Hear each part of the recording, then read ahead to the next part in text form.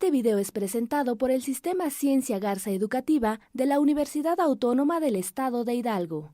Para mayor información, visítanos en www.uaeh.edu.mx. Gracias por aprender. Muy buena tarde. El tema que hoy vamos a abordar es respectivo a la unidad número 2 de Informática 4 y corresponde a diseños de algoritmo en el subtema Alternativas de solución. Cabe señalar que una alternativa de solución no es otra cosa más que la forma en cómo vamos a representar la solución algorítmica hacia un problema, y existen dos tipos. El primero es el llamado diagrama de flujo, el segundo, pseudocódigos. Cabe señalar que el diagrama de flujo consiste en que esa representación de la solución va a ser a través de figuras geométricas, donde cada una de las figuras usadas tiene un significado y un porqué de utilizarse. Existe un programa llamado DFD que se utiliza para desarrollar el diagrama de flujo a través de figuras geométricas, y este programa emplea varias figuras como las siguientes. Para empezar, tenemos una figura que se llama lectura, que es la primera que tenemos en la diapositiva. Esta me sirve para dar la entrada a los datos. Cada que vamos a tener un identificador con un dato, necesita asignársele un valor, y cuando se le va a dar ese valor a través del teclado, se utiliza esa figura. En cuanto a la siguiente figura llamada asignación, va a ser utilizada básicamente para hacer cálculos matemáticos o bien para asignar un valor determinado a los identificadores. En este caso, cuando se trata de datos constantes, es también esa asignación a la que nos referimos. Podemos poner hasta 3 cálculos o procesos en general en cada una de estas figuras de asignación. La siguiente va a ser una figura de salida que corresponde al cono. Cuando nosotros queremos que los datos se muestren en pantalla, entonces utilizamos este cono y podemos ahí colocar identificadores o mensajes en general, datos, resultados que queremos que se muestren en pantalla. Otra figura que vamos a emplear dentro del diagrama de flujo es la caja de decisiones. En este caso está representada por un rombo como el que vemos aquí. Cabe señalar que dentro del rombo se va a colocar la comparación entre los datos. Siempre que se comparan dos datos, podemos tener dos posibles salidas. Una cuando sí se cumple la comparación o el resultado es sí, y otra cuando no se cumple. Cabe señalar, si al comparar entonces lo que tengamos aquí, la respuesta es sí, aquí tendré que poner la serie de pasos a realizar cuando sí se cumple la condición. En caso contrario, cuando al comparar los datos la respuesta es no, entonces aquí voy a colocar todos y cada uno de los pasos a realizar en esta situación. Otra de las figuras es un ciclo. El ciclo corresponde a esta imagen y me va a ayudar a repetir una serie de pasos que está regulado por una comparación o una condición. En este caso, esa comparación se pone en medio de ella y se van a repetir todo lo que conlleve abajo de esta figura. Ahora bien, otra figura más es la elipse. Cabe señalar que puede ser una elipse o puede ser un círculo y me va a servir para indicar si es el inicio o es el final, en este caso del algoritmo. Y por lo tanto, como son dos acciones, principio y fin del mismo, para una misma figura, entonces al centro vamos a estar colocando la palabra inicio o la palabra final según corresponda.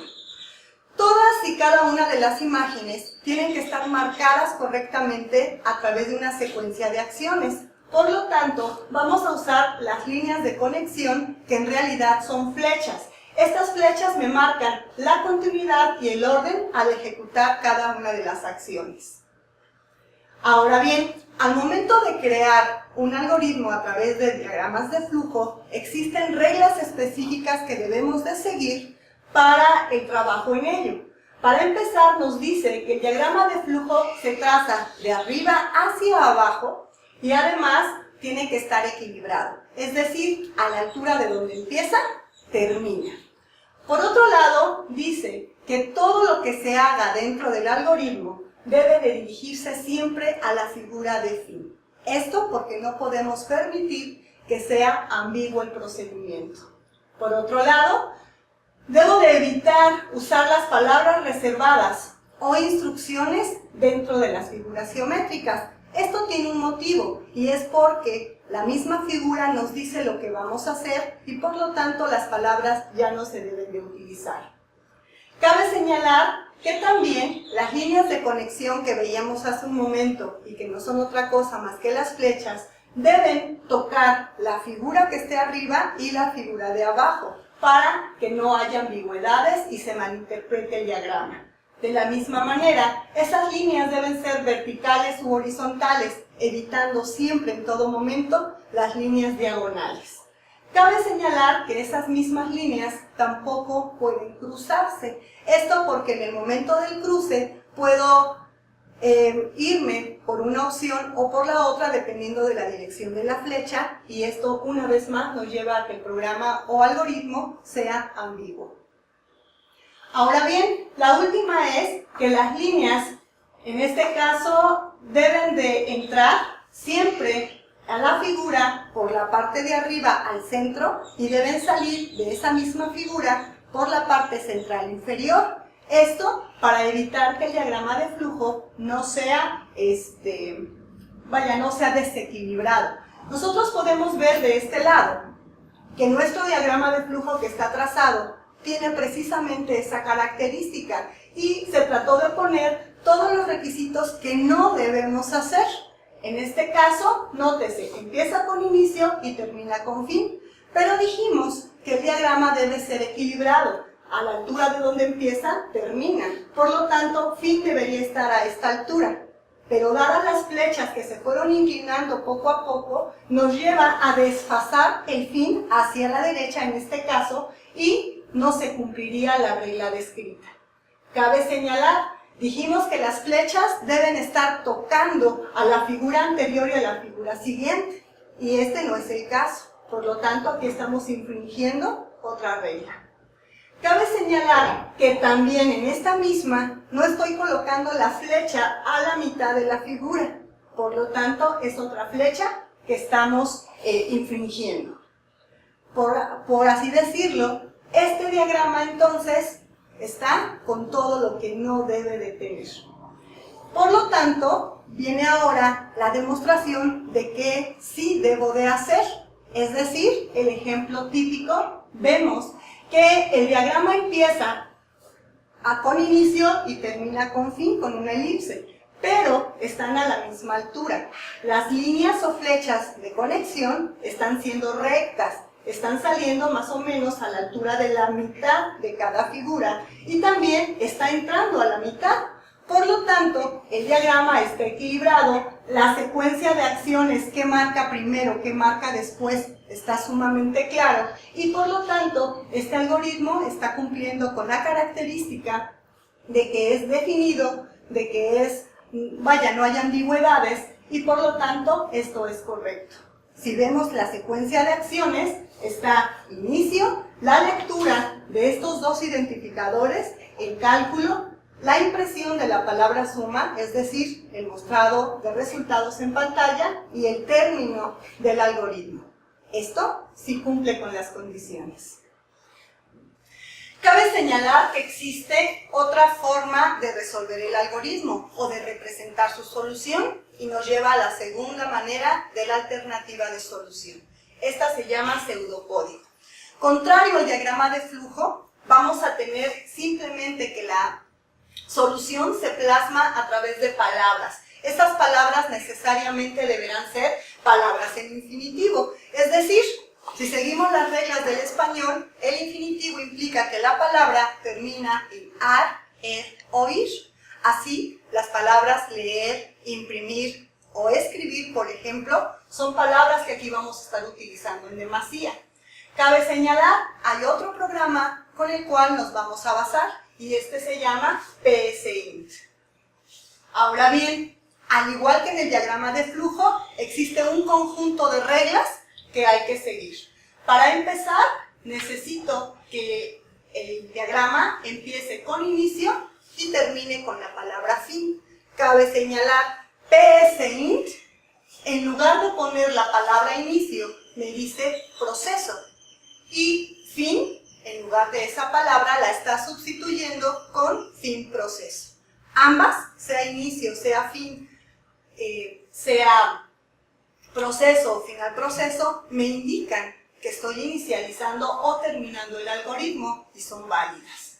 Cabe señalar que también cada instrucción debe escribirse en una línea. No es válido leer, calcular o imprimir en un solo renglón, porque entonces habría una confusión entre indicaciones y el equipo o computadora no podría ejecutar las tres cosas a la vez.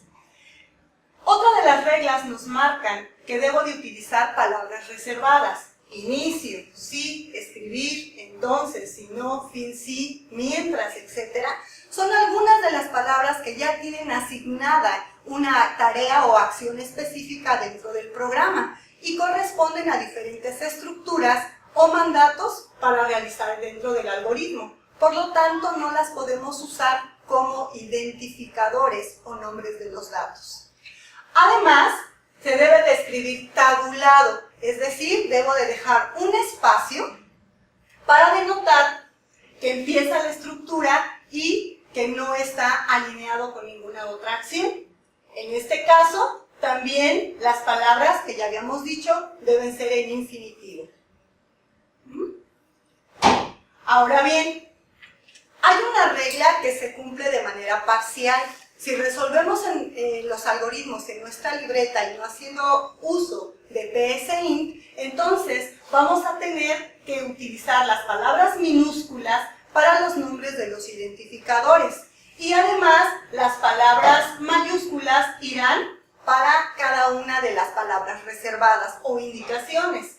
Pero si utilizo el programa PSINT, ahí ya viene la separación entre estas situaciones a través de colores y utiliza tres colores básicos: azul, rojo y negro. El negro lo emplea para los identificadores, el azul lo emplea para las palabras reservadas y el rojo para la información tipo texto. Entonces, también sería válido tener en cuenta todas este tipo de acciones para separar y saber exactamente qué se está escribiendo y el porqué de ello. Este algoritmo que estoy proyectando no es otra cosa más que un algoritmo en pseudocódigo, esa es su alternativa de solución, y está plasmado todas las reglas que acabamos de mencionar. Para empezar, tenemos que dentro de un algoritmo debe de estar marcado dónde empieza y dónde termina. Aquí podemos darnos cuenta que empieza en la palabra proceso y termina en fin proceso. Dijimos que debe de haber una tabulación. En este caso, aquí está marcada esa tabulación. Y esto hace que a simple vista podamos identificar el inicio y el fin y la secuencia de acciones independientemente. Por otro lado, hablábamos de colores. Este algoritmo fue hecho precisamente en PSINT. Por lo tanto, tenemos cada indicación como proceso, leer, escribir y fin proceso en colores en azul. La información textual, que en este caso se refiere a la descripción del algoritmo, está en color rojo. Y por otro lado, se tiene que todos y cada uno de los identificadores que estamos manejando como número 1 o num2, suma, en este caso, están en color negro, puesto que son nombres de los datos. Eso es todo.